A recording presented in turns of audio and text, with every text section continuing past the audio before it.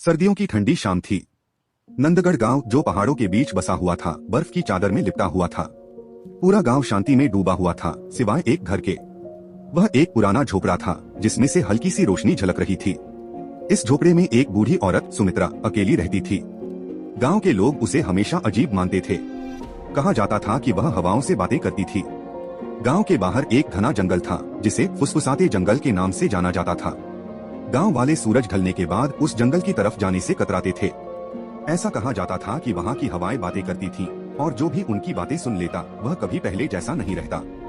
एक रात सुमित्रा अपनी खिड़की से उस जंगल की ओर देख रही थी, तभी उसने अपने नाम की धीमी फुसफुसाहट सुनी। उस फुसफुसाहट को और अनदेखा करना अब सुमित्रा के लिए संभव नहीं था। उसने अपनी शॉल कंधे पर डाली और बाहर निकल आई। ठंडी रात में चलते चलते वह एक पगडंडी पर पहुंच गई, जो जंगल के भीतर गहराई तक जा रही थी। पेड़ जैसे उसके चारों ओर बंद होते जा रहे थे, मानो उसे किसी अज्ञात स्थान की ओर ले जा रहे हों। जंगल के अंदर सुमित्रा खुद को एक विशाल प्राचीन पेड़ के सामने खड़ा पाया। उस पेड़ की छाल पर अजीब अजीब निशान बने हुए थे। फुसफुसाहटें अब और भी तेज हो गई थीं, और सुमित्रा ने महसूस किया कि ये आवाजें उसी पेड़ से आ रही थीं। वह थोड़ी डरी, लेकिन जिज्ञासा ने उसे और पास खींच लिया। जैसे ही उसने पेड़ को छुआ, अचानक एक तेज हवा का झोंका उसके चारों ओर घूमने लगा। जमीन उसके पैरों के नीचे कांपने लगी, और पेड़ पर बने निशान हल्के हल्के चमकने लगे। पेड़ की छाया से एक आकृति उभरी, एक प्राचीन आत्मा, जो सदियों से उस पेड़ से बंधी हुई थी। तुम आ गई हो, जैसा कि भविष्यवाणी में कहा गया था, आत्मा ने फुसफुसाते हुए कहा। आत्मा ने सुमित्रा को एक विकल्प दिया, या तो वह उसे इस शाप से मुक्त कर दे, या सब कुछ भूलकर लौट जाए। लेकिन आत्मा को मुक्त करना आसान नहीं था। इसके बदले सुमित्रा को उसकी जगह लेनी पड़ती, और सदा के लिए जंगल की पहरेदार बनकर रहना पड़ता।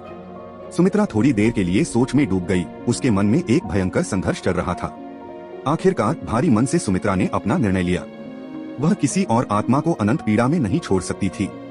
आत्मा ने हल्की मुस्कान दी, और उसकी आकृति धीरे धीरे हवा में घुलने लगी। सुमित्रा ने ठंड महसूस की, जैसे ही जड़ें उसकी टांगों से लिपटने लगी, उसे जमीन से बांधते हुए। वह अब फुसफुसाते जंगल की नई संरक्षिका बन चुकी थी। अगली सुबह गांव फिर से शांत हो गया। सुमित्रा का कोई अतापता नहीं था। उसका पुराना झोपड़ा अब अंधेरे में डूबा हुआ था, और गांव वालों ने महसूस किया कि जंगल की हवाएं अब फुसफुसा नहीं रही थीं। लेकिन अगर कोई ध्यान से सुनता तो उसे अब भी एक हल्की सी आवाज सुनाई देती, सुमित्रा। पुरानी कहानियां के अनुसार जो भी फुसफुसाते जंगल की आत्मा बनता है, उसे एक रहस्यपूर्ण शक्ति मिलती है। लेकिन उसकी परीक्षा तब होती है जब कोई बाहरी व्यक्ति जंगल में प्रवेश करता है। अब जब सुमित्रा इस जंगल की नई संरक्षिका बन चुकी है, उसे पहली बार अपनी शक्ति और निर्णय की परीक्षा देनी होगी। गांव से कुछ मील दूर एक युवा शोधकर्ता रवि उस रहस्यमय जंगल के बारे में जानकारी इकट्ठा करने के लिए वहां आता है। जैसे ही रवि जंगल में कदम रखता है, हवा में अजीब सी फुसफुसाहट गूंजने लगती है।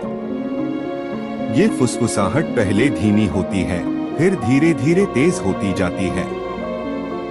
सुमित्रा, जो अब जंगल की आत्मा बन चुकी है, इन फुसफुसाहटों को महसूस करती है। उसकी आंखें चमकने लगती हैं, और वह जंगल के बीच में प्रकट होती है। लेकिन अब वह पूरी तरह से इंसान नहीं रही। रवि को महसूस होता है कि वह अकेला नहीं है। वह डरते हुए इधर उधर देखता है। तभी अचानक एक महिला की आकृति उसके सामने प्रकट होती है। वह सुमित्रा है, लेकिन अब उसकी आवाज में एक अजीब सी गहराई है।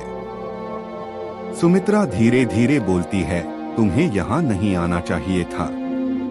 यह जंगल अब तुम्हें वापस नहीं जाने देगा। रवि घबराकर जवाब देता है, लेकिन मैं केवल इस जंगल के रहस्यों को समझना चाहता हूँ। यहाँ के पेड़ और हवाएं अजीब तरीके से बात करती हैं। जैसे ही रवि कुछ कदम और बढ़ाता है, अचानक पेड़ों की शाखाएं खुद ब खुद हिलने लगती हैं। जमीन के नीचे से जड़ें बाहर आने लगती हैं, मानो वे उसे रोकना चाहती हैं। रवि लड़खड़ा जाता है और गिरने ही वाला होता है कि सुमित्रा अपना हाथ आगे बढ़ाती है। सुमित्रा के मन में संघर्ष चलता है, क्या वह रवि को यहाँ से जाने दे या हमेशा के लिए इस जंगल का हिस्सा बना दे। लेकिन फिर उसे अपनी पुरानी जिंदगी याद आती है। वह खुद भी कभी इस जंगल में आई थी, और अब वह इसकी रखवाली कर रही है। क्या वह रवि को भी अपनी ही तरह यहाँ कैद कर सकती है? आखिरकार सुमित्रा एक गहरी सांस लेती है और अपनी शक्ति का इस्तेमाल करके जंगल की जड़ों को पीछे हटा देती है। भाग जाओ और दोबारा यहाँ मत आना, वह फुसफुसाती है। रवि बिना कुछ कहे जंगल से भागता है, लेकिन जैसे ही वह गांव के बाहर पहुंचता है, उसे महसूस होता है कि हवा अब भी उसके कानों में फुसफुसा रही है।